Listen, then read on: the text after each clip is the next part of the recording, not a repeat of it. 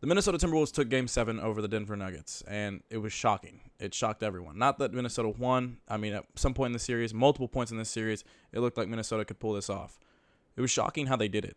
They were down 20. Both teams barely had over 60 points right before the fourth quarter, and it was a weird game. But Minnesota came in the fourth quarter and just took over. Anthony Edwards had his moments. He shot 6 for 24, and honestly, it wasn't about his shooting. It was a really hard-fought defensive game on both sides. Minnesota played really good, and Denver. But I'll talk about Denver in a minute. For Minnesota, let's just get into it. Last year, at one point in the season, they had the worst lineup in the NBA, and they had the same lineup they did this year, except Mike Conley was not there. It was D'Angelo Russell. It's insane what has happened in the course of a year. They were the 8th seed, barely making the playoffs, and they lost in 5 in the first round to Denver, and this year they're going to the Western Conference Finals after beating Denver in 7 and after sweeping Phoenix. I mean, I don't know what happens in the next series. I'll talk about that a little bit later in the video, but for now, we know Denver is in the Western Conference Finals. What a run. Like, all the doubters of Cat and how well he could play in the playoffs, and yeah, he struggled a lot in this series, but I think he played really good in this one. Mike Conley, 37 years old, still being able to do this as a starting level point guard and being this good on a team. Rudy Gobert deserves his flowers too. I know everyone dogs on him. I know he has, watching him play offensively is so frustrating. But defensively, he has finally found a team that gives him the pieces to be the dominating monster he has always been. It's hard to do that in Utah when Donovan wasn't as good defensively as he is in Cleveland, or as good defensively as Anthony Edwards and Jaden McDaniels is.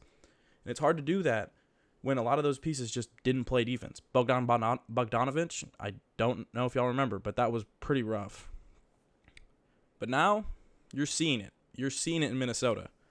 Rudy, Cat, Conley, Ant, and I'll talk about Ant in just a second. Naz Reid, Nickeil Alexander-Walker, Jaden McDaniels. So let's get into Ant. Ant, oh my God, 22 years old. And he's about to go up against the one dude in the league that's this young and has performed like this early.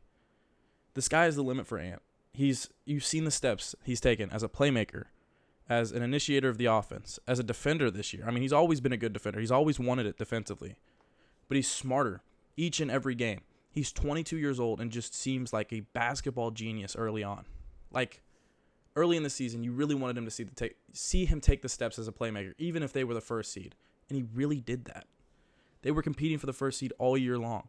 And really, OKC getting the first seed, the Nuggets getting the first seed, and the Minnesota Timberwolves getting the first seed. Either way, it was all three of them that were really the first seed in this.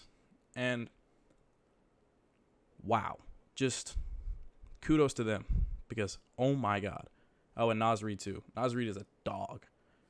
And you know what? I'm going to add to Jaden McDaniels and Nickeil Alexander-Walker because they are insane defensively. Nickeil felt like a non-playable piece, a throw-in in trades. But you're seeing here, he's really good. He is really, really good. He's smart. He knows how to initiate an offense to be a backup for Conley. He's a really good pest on defense. He's really good on ball and off ball. He just wants it more than everyone else. You see the grit, you see the want, and you see the IQ already there. As for Denver, I mean, it's a rough loss, and it reminds me a lot of 2 years ago with when the Bucks won the championship in 2021, and they had really bad injury luck, and their second best player got hurt, and they lost in 7 games and against the Celtics, who went on to make the finals. It was insane. Like, this is literally Giannis to Jokic, like an MVP that finally won his first championship. And then the next year, he plays like the best player in the world. He's still the best player in the world. But he loses because it wasn't enough. And this really was that. They didn't have enough bench pieces. That's really what it came down to. Like, every starter, bring back. Please bring back. Maybe KCP, but I don't know. He's really important, really good defensively. He's really helpful offensively in spot-up shooting. But if you could get someone, like get 2 contributors here and there and add a first into that, I don't know if they have a tradable first. I have to look into that. Maybe you get rid of KCP. But the thing with that is you have to get another scorer off the bench and probably a backup center. Like, they thought they could bring it back because the young pieces they had would develop enough. Zeke Naji, Braun, And Braun was really good and really energetic for a lot of this series, and he's a dog, but him and Reggie Jackson were the only two guys you were really bringing off the bench. You're going to have to find a way this offseason. I know it's really hard with the new tax rules, and you're probably going to have to probably going to be more limited next year because of how this is. But you're going to have to try. And the number one name is obviously going to be Bruce Brown. Like, that is the most likely candidate for them to sign because he would help. You need actual guard depth and a good defender off the bench, and that is not Reggie Jackson. Reggie is 34 years old. And you saw in this game how the toll it took of them not having a bench whatsoever. Their starting unit is incredible, probably the best in the NBA. But they had no one to come in the game. They had no one to come off the bench. At least Minnesota had Nickeil Alexander-Walker and Naz Reid and, like, Jordan McLaughlin. Maybe someone, Kyle Anderson. Kyle Anderson, even if he wasn't very good in these playoffs, he's still at least energetic and brings some defense, and historically has always brought defense to a team. But that said, you still need more depth on this team. Like, Jokic looked gassed in that fourth quarter. Jokic gave everything he had in that first half, and you saw in the second half, he had 15 rebounds in the first half. Second half only had 3 and took a bunch of threes. He settled a lot, and people are going to fault him, but I mean, look at his last year. He almost won MVP a year ago, then went on to make the NBA Finals in series where he won 5 games, 6 games, 4 games, and then maybe 5 or 6 games against the Heat. I forget, it was 5 or 6. That's a lot. You're playing until June.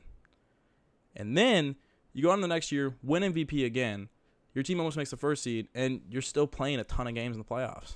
You played 11. This was your 12th game of the playoffs. This was your team's 94th game of the year. They are exhausted. Murray is obviously hurt too, so having a backup guard for that instance would help. And obviously you're not going to get someone to bring someone in that's giving you the production Murray is, but someone to allow Murray to rest, someone to allow Murray to get his time between the game that can alleviate his health, like help him feel better. Because take him out of the game and have someone that you can trust and not have Reggie Jackson in the game and have to rush Jamal back on the court is important. You need someone like that. Michael Porter Jr., I mean, he struggled in this game. He struggled in this series in general, but he was really, really good against the Lakers. So I'm not going to clown on him. They won a ring a year ago. And I'm not saying Milwaukee made a ton of mistakes after what they saw, after like going after Dame. I don't think that was a mistake. But obviously Denver's front office should not overreact to this. This is a loss because of you were tired, you were outmanned on the bench, and you just got tired. That's really it. I mean, this team, they should bring this team back next year. They should just find ways to bring a bench back because they thought they could do the lazy thing and just let the bench develop and grow. And Bruce, obviously they couldn't pay Bruce last offseason. Maybe they can now. Maybe Bruce takes a pay cut to come back because he was in Toronto, and I think Toronto's going to decline his team option. Or maybe they don't and someone trades for him. Either way, I think Denver just needs to look at bringing up the bench, probably getting a backup center because Jokic looked gassed, man. I mean, he does so much on that court. And you saw in the games he took over that he just had to be him. Like, they can't take him out of the game because they really don't have a backup big for him. DeAndre Jordan's really it. And Aaron, yes, can play center in some roles when Jokic is on the bench, but it's not perfect. It's not ideal. So, and especially against a team like Minnesota who has 3 bigs. Like, they can bring in 3 centers in a game. That's the hard part. I mean, I'm not saying just don't overreact. Don't do something that is catastrophic. Like the Lakers in 2021. That was catastrophic.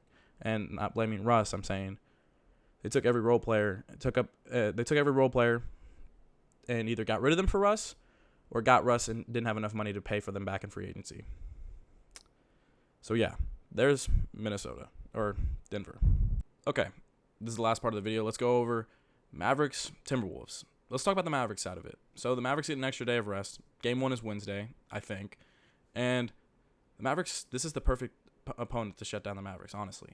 Luka and Kyrie having to face Jaden McDaniels, Nickeil Alexander-Walker, and Anthony Edwards.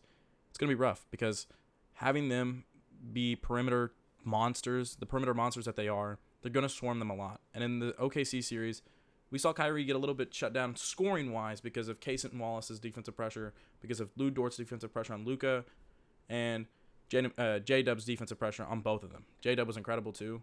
And you're going to face even better perimeter defenders in this series. And the hard part is I don't know what you're going to get out of Kyrie scoring-wise, because in the OKC series, he didn't really score. He was great as a playmaker, and I think he still needs to do that. I just think there's going to have to be, if you're going to win this series, Kyrie's going to have to give you a few 30 games. Same with Luka. I think Luka's going to have to give you everything he's got, because this is a very tough opponent for Dallas. In terms of them getting to the rim, because they did get a little bit lucky there. You're facing Rudy Gobert and Karl-Anthony Towns too. Karl-Anthony Towns has I've definitely said this, that he has struggled a little bit in the Nuggets series on Jokic and forced Rudy into some weird positions. But with that said, Karl-Anthony Towns is no joke, and no big in Dallas is anywhere near Jokic. Lively and Gafford are incredible, but they're not Jokic.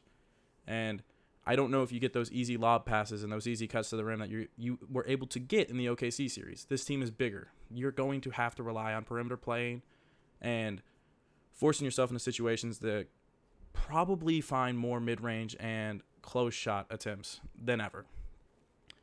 As for the other players for Dallas, PJ Washington and Josh Green are going to have to be big perimeter players in this series. I'm not saying Josh Green gives you 20. Obviously, that probably can't happen. But I think for Dallas to find a lot of success in this series, they're going to have to look towards Josh Green getting around 12 points a game and PJ maybe getting around 20. And that sounds a little unrealistic and a little dumb, I know.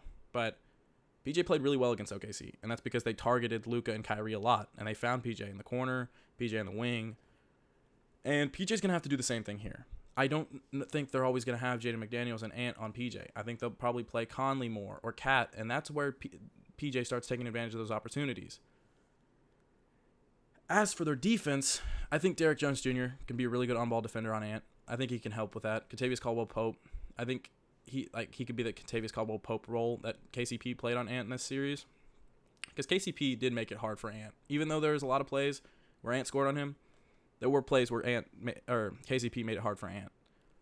And that's basically what Derrick Jones Jr. is going to have to be here. And he scored a lot better in the OKC series. I just don't think Dallas gets as lucky with interior scoring that they did in the OKC series.